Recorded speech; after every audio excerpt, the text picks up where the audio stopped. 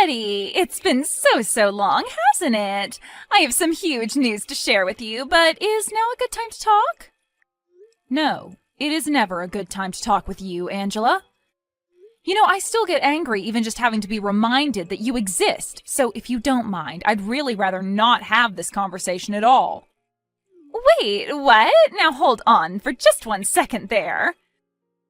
I mean, you haven't heard from me in years, and this is the way that you choose to greet me?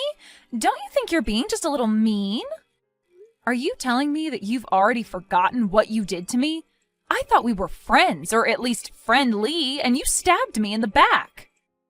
You have really got some nerve coming to me asking if I want to catch up about your life. Oh, but that was already 2 years ago. You really have got to get over these things, Betty. I mean, what is there even left to be mad about? It all happened so long ago. Well, I don't care how long ago it happened. I am never, ever going to forgive you for what you did to me. I mean, our daughters used to be friends at preschool. I thought that we got along too. You were always someone I felt like I could trust. But then you had to go and steal my husband away from me. Surely you can't still be hung up over all that, right? I mean, I know I probably shouldn't have done what I did, but it's not like you can really blame me for going after something that I wanted, right? That isn't true, though. You were always trying to go after my husband, and you know it. You were probably just pretending to be friends with me, too. Also, you could get to Dave. In fact, you even said as much to me before, don't you remember? Right, but what I'm saying is that Dave was a serious catch. If you don't think there were going to be women out there interested in making him theirs, then that's on you. Besides, I was a single mother. You have no idea just how tough I had it. And then when I met Dave and found out this handsome man also had a good-paying job, well, what was a woman to do? So yeah, I was trying to steal him away from you for a while, but it worked, didn't it? I knew talking to you like this was a bad idea. Just reading these messages is already making my blood boil. But anyways, Dave is your husband now, and I don't see why I should have to know anything about your lives. So if you'll excuse me, I really must be going now. But wait, you can't leave yet. I haven't even gotten to talk to you about my big news. You see, the thing is that yesterday, Dave passed away. So, anyways, I just wanted to let you know that I'm a single mother once again. Wait, are you serious? Dave is dead? Yeah, he had been complaining about some kind of chest pains for a while, but then he was also complaining about always being too busy with work to go and see a doctor. And then yesterday, he just collapsed at work and never got up. It sounds to me like he had a stroke. I see. Well, thank you for sharing that information with me. I really had no idea that Dave was gone. Oh, I guess this means that I'll have to break the news to little Julia then. He really was taken from this world too soon. Like, couldn't he have waited just a little longer? Can you believe that we were only married 2 years before he kicked the bucket?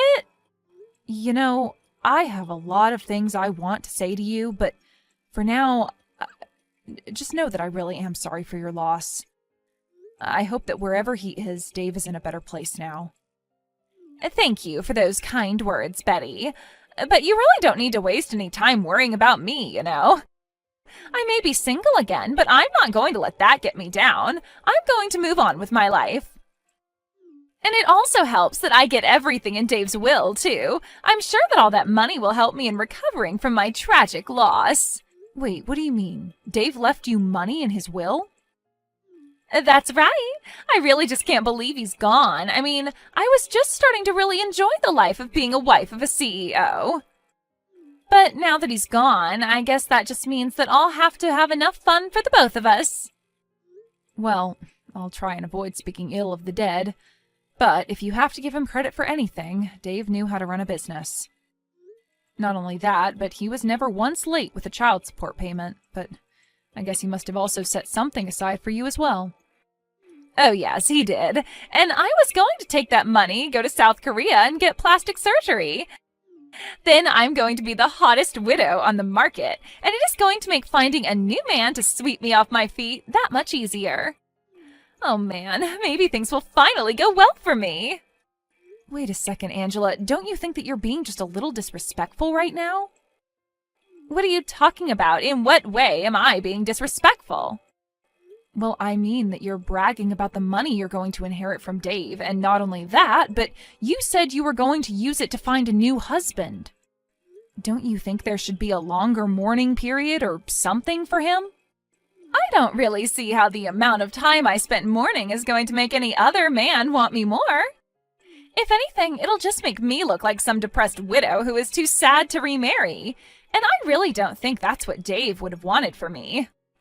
I'm not saying that you don't deserve to be happy in your life, but the funeral hasn't even happened yet, right? Should you really even be thinking about the inheritance this early after he's gone? I knew it! I knew that you were just jealous of how much money I was going to be getting, but anyways, now you know what's happening.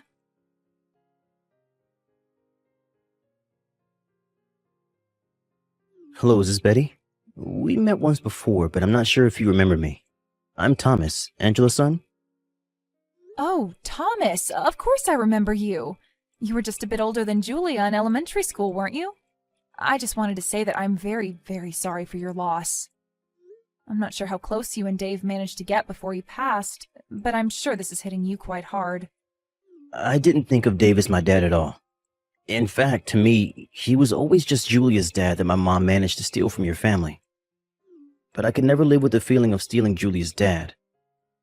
Thomas, I had no idea that you felt this way about the whole situation. Well, I actually am messaging you today because I have a few things that I want to talk to you about. For example, do you know how to have a funeral? I've tried looking up things online, but I feel like it just made me more confused than anything else. Wait, what? Why on earth are you looking up something like that? Well, my mom said that she didn't have time to deal with Dave's funeral, so she told me to handle it all. So I guess that means that I'm in charge of organizing it and stuff. You have got to be kidding me. Did your mom really say that? Yeah, I mean, my mom is back to being a single mother. We don't really talk to any of our relatives. Especially not after she had her affair with Dave. That was the last straw for a lot of people. But anyways, that's bad for me because it means that I don't have anyone to ask. But wait a minute. Where is your mom right now, Thomas? I mean, why in the world would she leave arranging the entire funeral up to you? Well, my mom is actually out of the country on vacation right now. She told me that she just found out that the check for Dave's money just cleared and that she was off to spend it. She's away on a vacation right now? So not only is she not going to be at Dave's funeral, but the reason she won't is because she's traveling? Betty, I just want you to know how sorry I am that you've had to deal with my mom's antics. I really am always trying to stop her from acting this way, but anytime I say anything to her, it's like talking to a brick wall. She doesn't listen to anything I have to say. And this morning when I woke up, she was gone. Thomas, please, you do not have to apologize to me for what your mom does. In fact, I'm glad that you reached out to talk to me about all of this. I'm very proud of how maturely you've been acting about all this. As for the funeral, that isn't something a child should have to plan. You can leave it all to me. You mean it? You really want to help plan your ex-husband's funeral? Even after he left you and Julia for my mom? I don't know what to say. All this time I thought that I should have had to plan the funeral as a kind of punishment. You don't deserve to be punished for anything, Thomas. You haven't done anything wrong. You're a very sweet and kind boy, but this is something the grown-ups should have to deal with. But what I want to know is, if your mom is away on her trip, are you okay? Do you have enough food in the house for yourself? Kind of. I've been eating a lot of frozen meals that I'm getting from the store, but I'm pretty used to it after all this time. All this time? What do you mean by that, Thomas? Well, I just mean that my mom never cooks for me to begin with, so ever since I was little, I've always been eating prepared stuff from the store. But when my mom married Dave, she told him to give me more money to buy food, so I was actually given a budget of about $20 a meal. And Dave really had no problem with you never eating a home-cooked meal at all? I don't know whether or not he minded, but he was always too busy with work to do anything. I mean, we would eat out together at restaurants from time to time, but that was it, really. So neither Dave nor your mom ever cooked a meal for you themselves? I don't get it. Don't they understand how important this time of your life is for growth?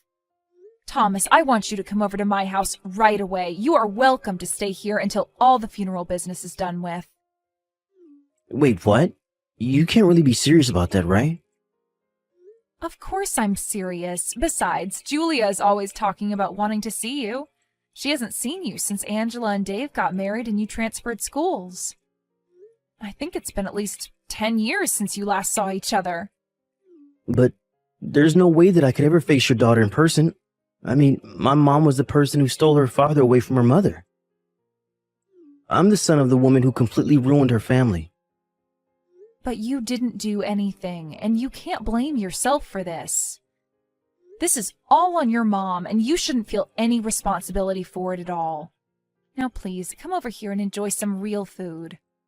Honestly, someone your age shouldn't be having to deal with all of this. It's just tragic. Betty, thank you so much. Of course, but I just wonder if you haven't already forgotten where I live. Anyways, I'll think of something special to cook for dinner tonight, so you hurry on over here.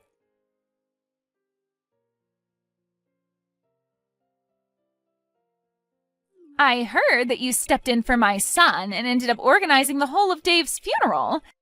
Even to the end, I guess you never really were over him, were you? Why else would you step up and take over for Thomas like that? You have got some nerve asking me that. Why in the world was it up to your son to hold the funeral anyways?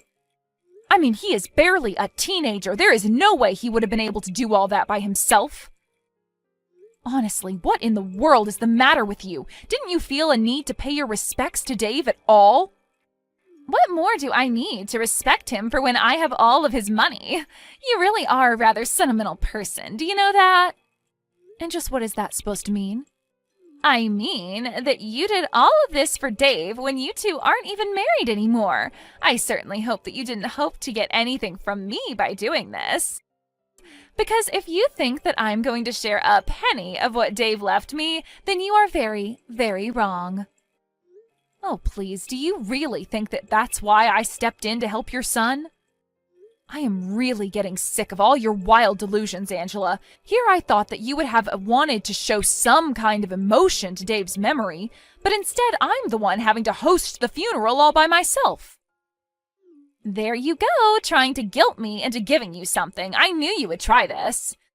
But unfortunately for you, it isn't going to work. I've already told you that you aren't going to see a single penny. Dave's inheritance is all mine. So don't bother trying to kiss up to me. It won't work. You do know that Dave and I never actually got a divorce, right? And just what is that supposed to mean? I mean that had we actually been divorced, then you would have the rights to his will. But the fact is that Dave and I never finalized the divorce, so we were just separated. But legally, we were still married. So basically, I have a much stronger claim to his estate than you do. What in the world are you talking about? That doesn't make any sense. Dave and I were married for 2 whole years before he died. That's the reason why I stole him from you. Besides, I know for a fact that we signed the wedding documents and everything. But did you actually see Dave ever take them to the courthouse for processing? Of course I didn't. Why would I both need to follow him all the way there? I signed the papers. That means we're married. It really is as simple as that. After we signed the documents, I left it all up to Dave to take care of. Well, then I think that Dave might have tricked you because you two were never married.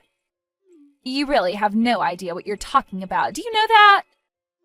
Oh, I'm afraid that I do, though. You see, I never forgave either of you for your affair. And one way that I got my revenge was by refusing to divorce Dave. It would have been so easy to just sign the papers and be done with it, but then I knew that that would make things even easier for him.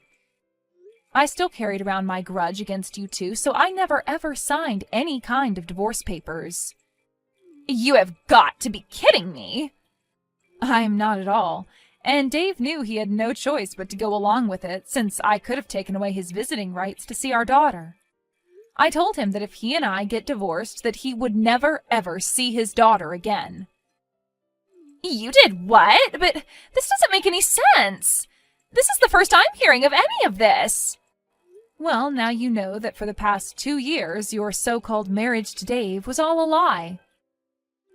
But surely the courts would have seen that we were together. I'm afraid that it's not a matter of that at all. Dave's will lays out quite explicitly that his wife is to get everything. And that would mean that it all goes to me. It doesn't really say that, does it?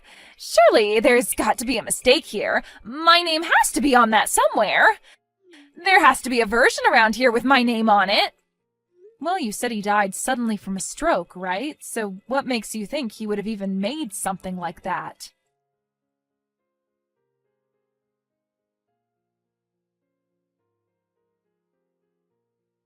I found Dave's will, and just as I thought, I am going to get a huge amount of money. You mean you found a new version of the will?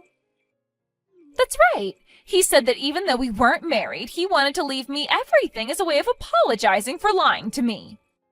I see.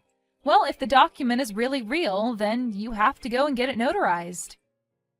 That way it can be used legally. Otherwise, it would just look like you were trying to pass off a fake document as the real one. And that is a very serious crime. Wait, hold on. Is that really true? You mean I can't just show them this document that I found this morning? But then you have to at least give me something. Ah, so you mean you did forge that document? Please, I have a child. I need Dave's money to take care of him. Oh, don't worry about me, Mom. Betty already said that she was going to pay for my college. I'm glad that you got back home from your trip there. Betty was so worried about me when she heard that you were gone. She took me in for a few days. Wait a second. Is this Thomas? What are you talking about? You're with Betty right now, and what do you mean she's going to pay for your schooling? I mean that she is going to be more of a mother to me than you ever were. She already has been in just the short time that I've been here. We've been talking, and she told me that if I managed to get into a college, that she would pay for all 4 years of my tuition. But that isn't fair. What do I get there? I don't care what you get, Mom. I was talking with Julia, and she was so excited that we're going to go to college together. Thomas, you can't trust someone like Betty. She's going to charge you interest. She's going to try and trap you with debt. No. She said she was going to do all this for free. Betty told me I won't owe her a penny, ever. And so, I really don't need or want you in my life anymore, Mom. I think I'm old enough to take care of myself. And after all, I've been doing it already for years now. How dare you talk to your mother that way? What is the matter with you? Is that really the last thing you wanted to say to me as my mom? No, wait, don't go. I'm sorry. Please, you have to talk to Betty and convince her to share some of that money with me. I need it. I see. Well, if that's all you need me for, I think I'm going to be going now. Have a nice life, Mom. Don't reach out to talk to me ever again. Wait, no, Thomas, come back. Please, you can't just leave me like this. I'm your mother. Can't you see that I really need help right now? Please, you have to come back. Thomas!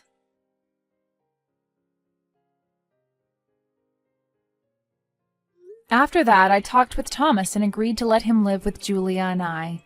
He really is a brilliant kid, and he excelled in all of his classes. By the time he finished school, he was valedictorian and even gave a speech to all of his classmates. Julia and I support him through the college application process. By the time he heard back from all the schools he applied to, he had 5 different full-ride offers to choose from. I continued to get harassing messages from Angela begging for money.